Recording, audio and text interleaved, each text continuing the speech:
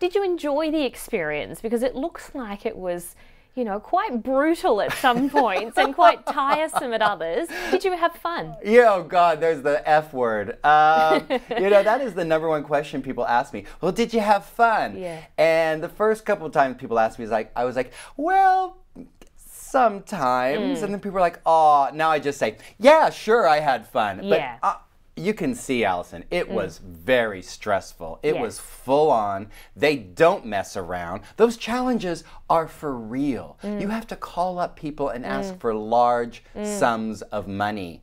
I can barely ask someone for bus fare. I want to pick up lunch. You know, it's just not within me to do that. So it was extremely challenging and extremely stressful at times. And this is not an environment where everybody plays nice, is it? No. And I learned that the hard way as well. You probably have read or seen that Blake Garvey and I didn't exactly see eye to eye. Yeah.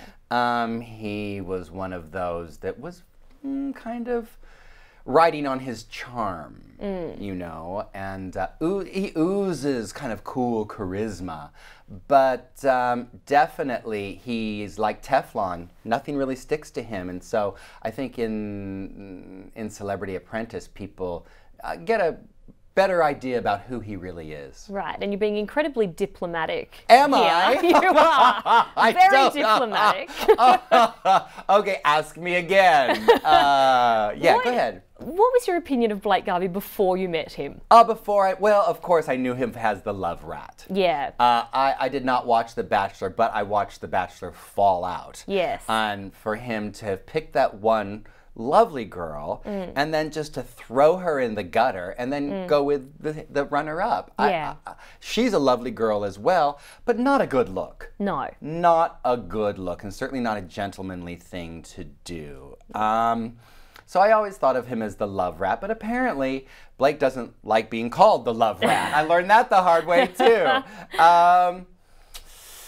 As I said, I just think Blake can be very manipulative and cunning and passive-aggressive. He'll say one thing in a very kind of passive way, but then when he doesn't get what he wants, he can be very aggressive. And you're like, whoa, whoa, whoa, dude. Where did that come from? Chill out. Yeah. Whoa. Yeah. Also, I was so surprised in that first episode that he wouldn't take off his shirt. What was up with that? He's the Bachelor. He was wasn't he a topless waiter? He was at one stage. Hello? Yeah. Yeah. I might have been a topless go-go boy in a past life.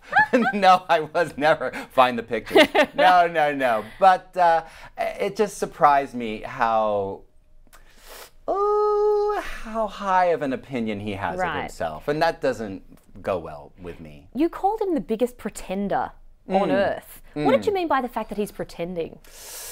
Well, he has that voice, that Bachelor voice. You do a good impersonation of it, Thank you. actually. Well, I spent too much time with him. I think that he actually dines out on his voice and his persona, and he really does believe that he's the Bachelor and that every woman wants him. Still. I really, truly believe that. And I think it comes across. He's like, well, I could have slept with every woman in the office, but... And I'm like, really? I don't know about that. Yet I think underneath all that bravado, he's actually quite insecure.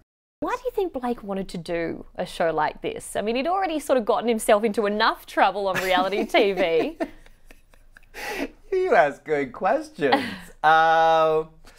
I think that Blake got a taste of fame, and fame is very addictive. It really is. You get a taste of it, and then it kind of goes away. I think that he was hungry to stay in the spotlight.